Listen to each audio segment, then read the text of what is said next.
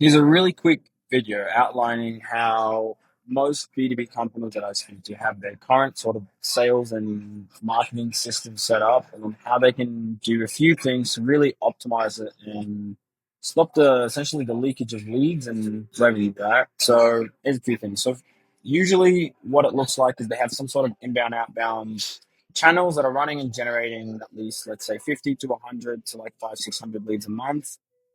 So they have a pretty simple step by step. So visitors go to their website or a specific landing page, they fill up a lead form. Usually that form doesn't have any conditional logic, which is really an easy win to create. Then they can either book a meeting or submit a form. And once that's done, then the leads go into the CRM, which usually they aren't enriching or qualifying or verifying.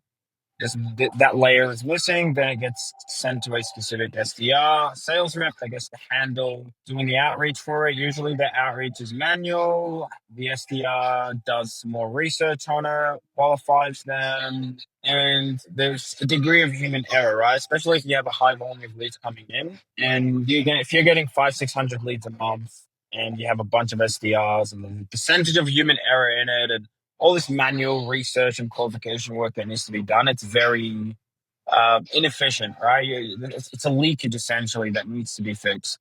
Then, depending on how you have your sales system set up, that SDR might book an appointment and send that specific prospect to an account executive who can handle the close. Um, yeah, which they really rely on the SDR, making sure that the lead is enriched, has all the information they need, and then yeah, so additional manual step, right? So the SDRs, well, if it's not really done well, especially with regard to like the manual stuff, then the SDR can be affected, right? Like their ability, just it means they would need to spend more time to make sure that message is there, and then just flows the loss. Then that's ultimately the flow that I see. So this is how you can improve it massively. So same thing, inbound, outbound, driving high value visitors into your landing page. You generate leads from it. On the lead form, you have a conditional form of conditional logic. The reason why this is important is one, you want to classify the different types of leads you can get, as well as determine the potential lifetime value of that prospect, right? Because different prospects can drive different, lifetime values depending on what they're looking for or what type of business they're in and all those specific things. So being able to do that means you're better able to prioritize which leads are better than the others and which leads sales reps should prioritize essentially.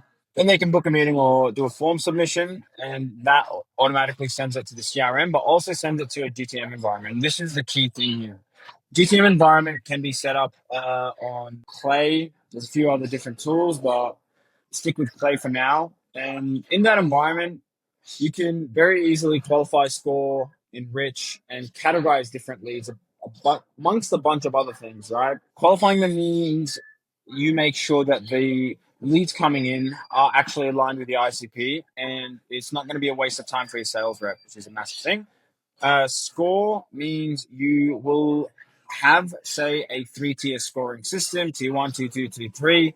Tier one being super high quality, tier three being low quality or less aligned with your ideal ICP. And of course, for the T1, if it's high quality, it means like, okay, it's very aligned with ICP, it has a high potential LTV, and it's just a better bang for your buck, right? To prioritize and close that specific deal. And the speed to lead for that prospect should be better, ideally, than a prospect with a low perceived value, right? Or not as aligned with your ICP.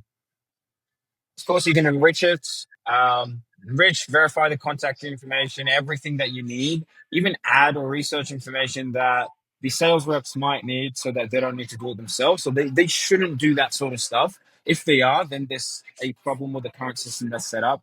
And of course, you can categorize, right? So, yeah, when you categorize, you can prioritize and then you can send it to the sales reps that are best capable of closing that type of lead. And of course, if it's a higher value lead, then it's a no-brainer to categorize, especially if you have a high volume of leads coming in as well, right? So in real time, it updates the prospect data in the CRM. And if there are any things in the CRM, such as you using, Go High Level, Pipe Drive, HubSpot, whatever it may be, and the lead moves throughout stages. Perhaps every time it moves through a specific stage, you want to set a condition where it makes a trigger. That trigger sends a firing event to the GTM environment for that specific prospect, and then it goes through some form of enrichment step, whatever conditional step you want to add, right? So that becomes very valuable because you automate the data flow between different tools as well as the enrichment steps and all that sort of stuff. So it becomes very powerful and time saving.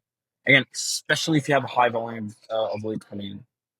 Now, what you can also do from your GTM environment is you can connect your GTM environment to, for example, an outreach tools like Instantly Smart Lead, Lemlist.